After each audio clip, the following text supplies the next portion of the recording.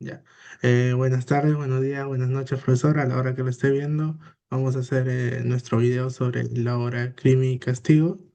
Y pues Laura empieza hablando sobre Rodion Raskolnikov, que es un joven adolescente, no, es un estudiante que vive solo en una pequeña habitación. Eh, Casi oscuras y sin muebles. Es un lugar donde vive muy precario, es tan pobre que no tiene para comer y dejó sus estudios por falta de dinero. Desde el principio, él, el autor empieza a hablar sobre él como un hombre inteligente, pero que vive atormentado y aislado del mundo por sus ideas que tiene. Una de sus ideas es las ideas de que existen las personas comunes y las personas extraordinarias. Habla de que las personas comunes deben solo obedecer las leyes y las extraordinarias pueden romperlas si es por un bien mayor. Pero habla también de que grandes obras de la vida como Napoleón pudieron matar y hacer daño y si eso ayudaba a algo importante. Esa idea lo obsesionó tanto hasta pensar que él podría ser una de esas personas, uno de esos hombres extraordinarios. En ese momento su vida da un giro. Un día sale de su habitación y va a visitar a una usurera llamada Aliona Ivanovna. Eh, Ella es una mujer que presta dinero con altos intereses a las personas pobres y pues Rodión va a ese lugar a empeñar sobre el reloj de su padre y durante esa visita se percata de que vive en una pequeña habitación, muebles, puertas y cerraduras y también se da cuenta que el lugar donde guarda esa vieja usurera, su cofre lleno de dinero, pues. Y ahí es donde, por la manera en la que es la vieja, por el hecho de hacer que prestaba dinero a muy grandes intereses, le llegó al pensamiento de querer asesinarla. Desde ahí empieza esa idea de querer que ella ya no exista porque perjudicaba y pensaba que si la asesinaba iba a ser por un bien mayor y podía ayudar a la sociedad.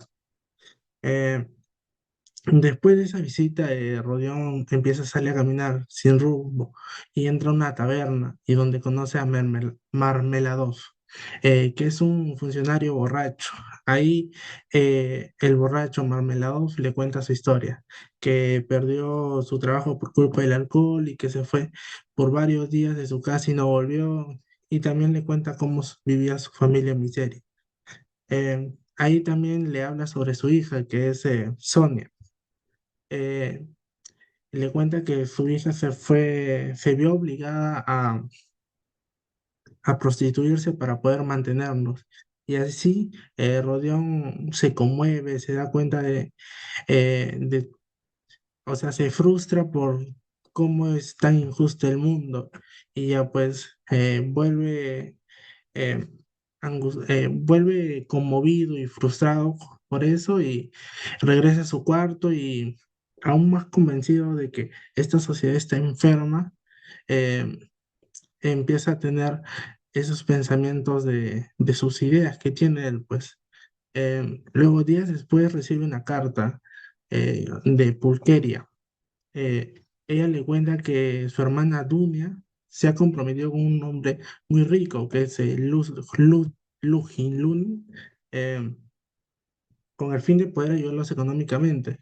Y ahí Rodión Raskolnikov se enfurece, dice que su hermana se está vendiendo por dinero y que él de nuevo con sus ideas de que el mundo está lleno de egoísmo y corrupción. Y ahí pues gracias a esa carta él refuerza su idea de que la injusticia existe en las personas y que es algo malo y todo eso. Poco, poco después de ese hecho ocurrido, mientras estaba caminando por la calle, escucha una conversación entre un estudiante y un oficial en una taberna, no especifica si fue la misma, pero habla de eso.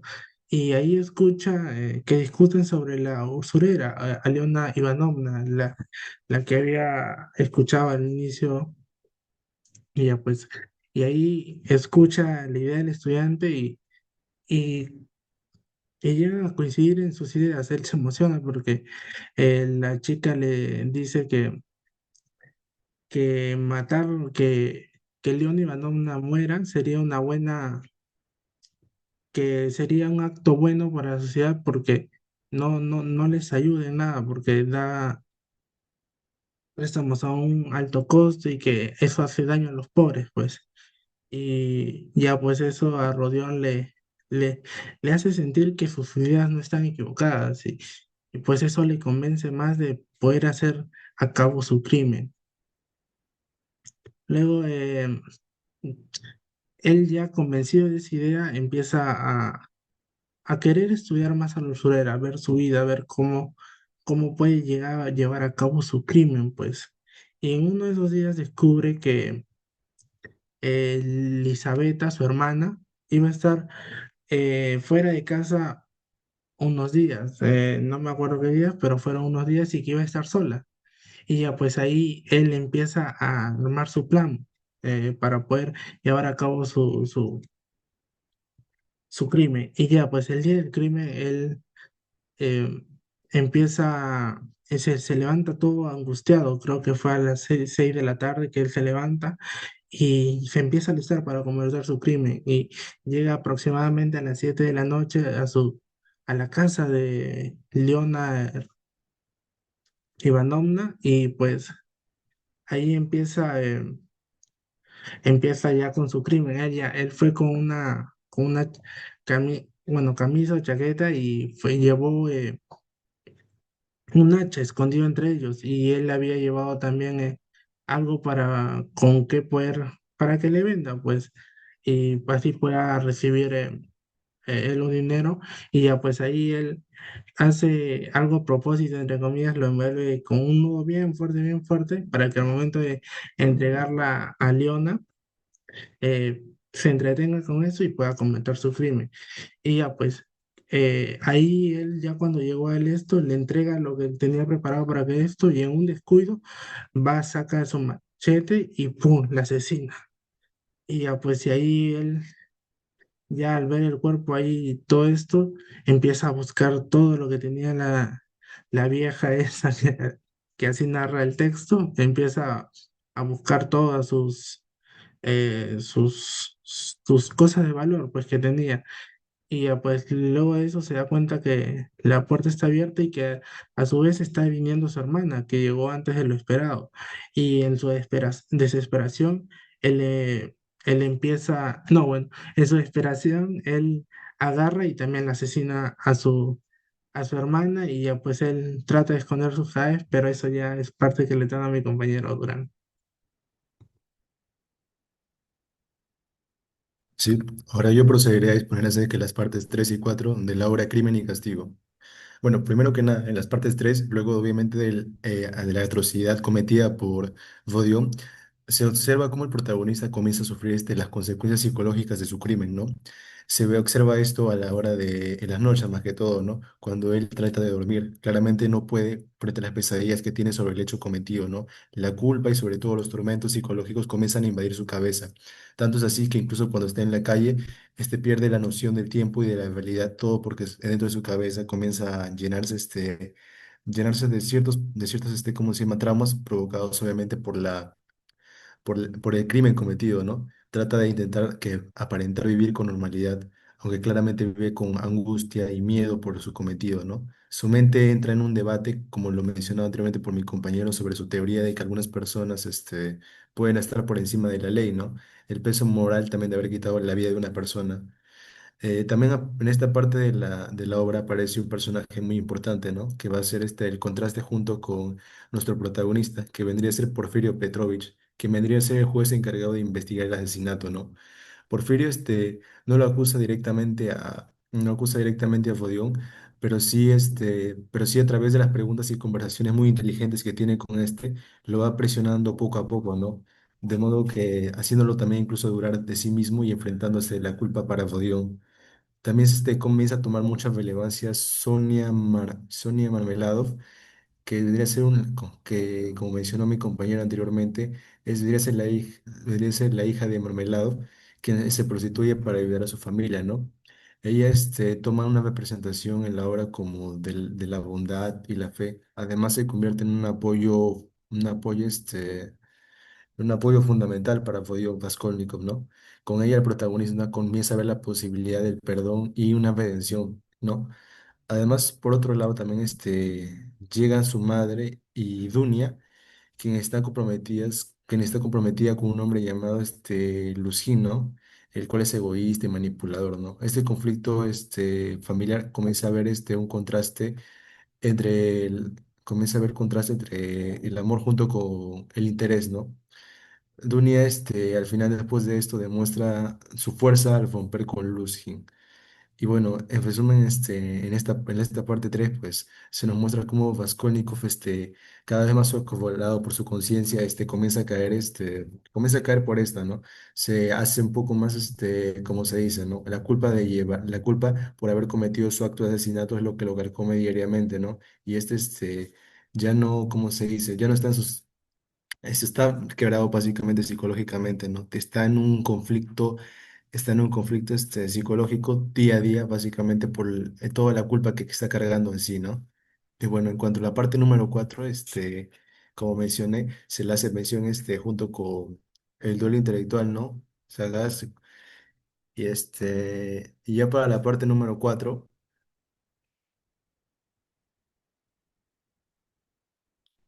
para la parte número 4 ahí está. Para la parte número 4 ya se hace la lucha por la confesión, ¿no? Como mencioné anteriormente, habían conversaciones entre tanto Vodión junto con Petrovich, ¿no? En estas conversaciones, como se dice, se hace el juego intelectual entre ambos, ¿no? Básicamente, y como bien se mencionó, Petrovich ya había deducido básicamente que Vodión ya era, ¿cómo se dice? El culpable del asesinato, ¿no? El responsable del asesinato, pero este no lo dijo abiertamente porque obviamente no tenía las pruebas suficientes, ¿no? Todo simplemente se basaba en especulaciones y básicamente por las conversaciones que había tenido con este último, ¿no? Pero básicamente después de lo último que le había dicho, que ya incluso lo confrontó al mismo Rodión, insistiendo de que este se entrega a las autoridades, luego que se entrega a las autoridades después de haber confesado, después, ¿cómo se dice?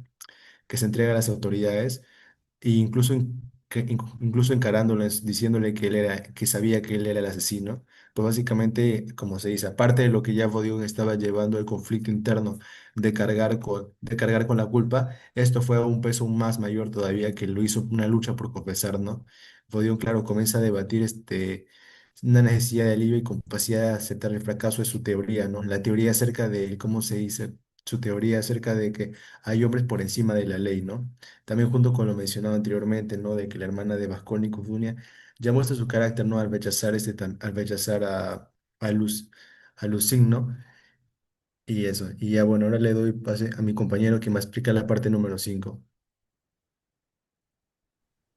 Bien. Yo era la parte, bueno, no sé un poco que hablo de la parte 4 también.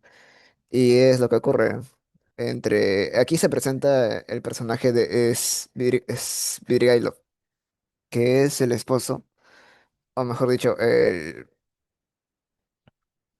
el viudo de la señora Marfa Petrovna. Esta es una señora, una vecina, que era cercana era una empleadora de la hermana de Raskolnikov, Dunia. Y él se ve interesado, el señor Svidrigailov llega dando la noticia y se ve interesado en su hermana, le ofrece dinero a Raskolnikov para que él lo recomiende con su hermana y apoye esto. El Raskolnikov, desinteresado en esta oferta, no quiere, pues no le interesa a hablar de esto. También, bueno, luego de esto, de que también se separa Dunia de Lucin, luego de esto el Raskolnikov se separa bueno, trata de alejarse un poco de su familia, de su mamá y de su hermana. Esto no es por algún tiempo, porque su mente está tan atrofiada que no quiere tener que involucrarlas a ellas en todo esto.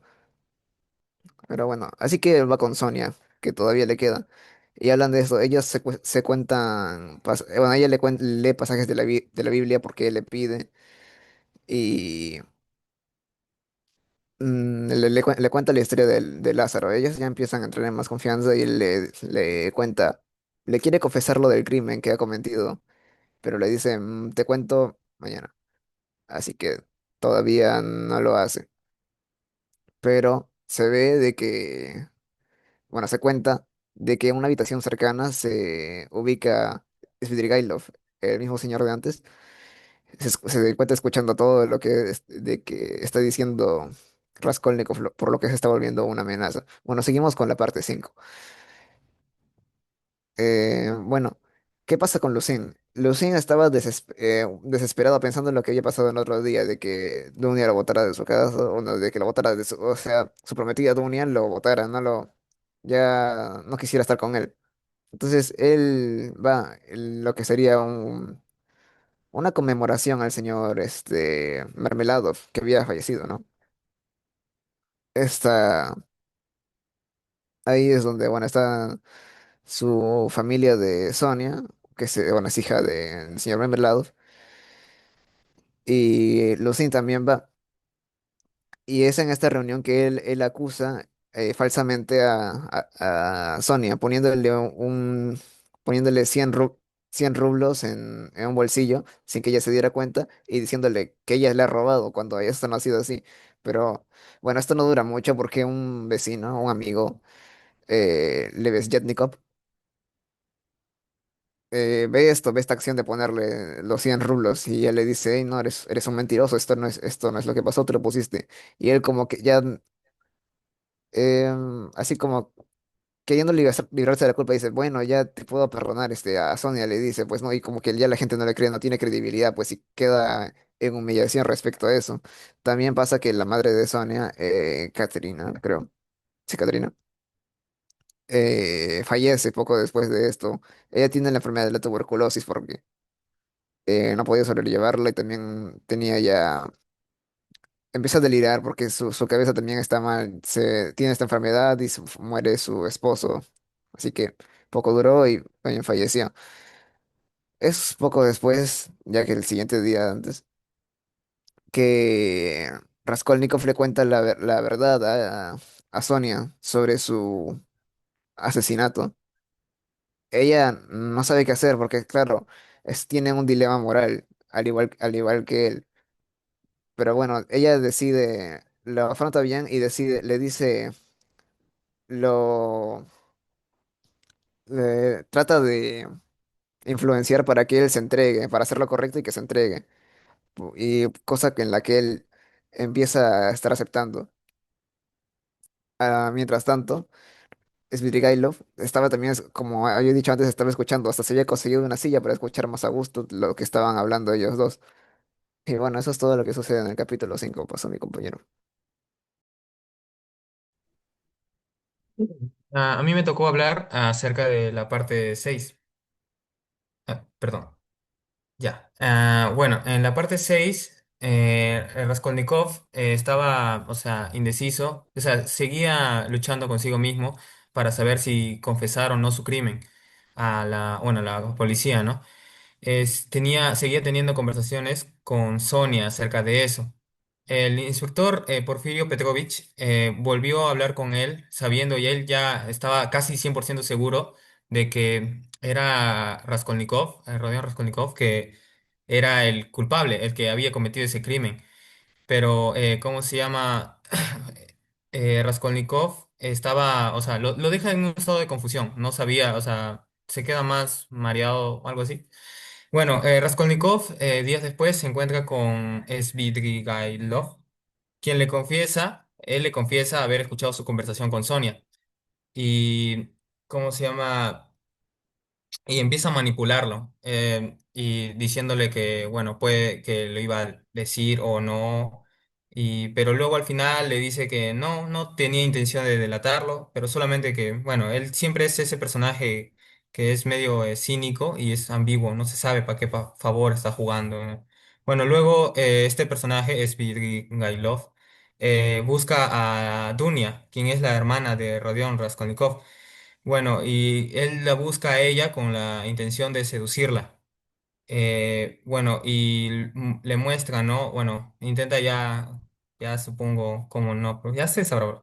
La cosa que él intenta acercarse a Dunia, pero él así, en un intento así muy brusco de acercamiento a ella, ella tenía una arma en su bolso, no recuerdo por qué, y le dispara, pero falla. Y él, ¿cómo se llama? No, decide marcharse, ya dice, ya se rinde con Dunia, pero sin embargo, días después, él, ¿cómo se llama? Entra en una profunda desesperación.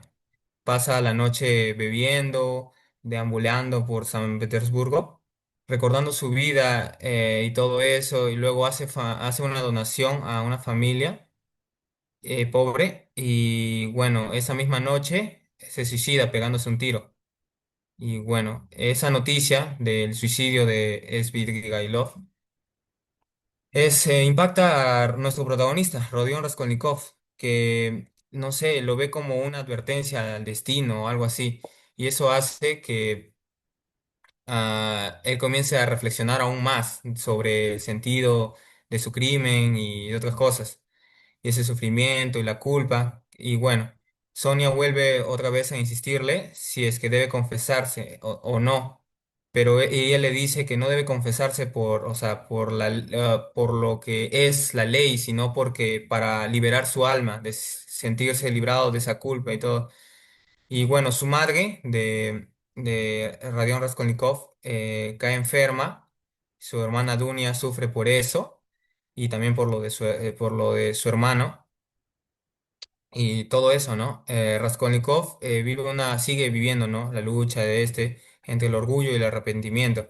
Visita a su madre una última vez, se despide de ella con ternura, aunque no le revela lo que había pasado, porque al final su madre, ¿cómo se llama? Muere creyendo que es inocente. Entonces, bueno.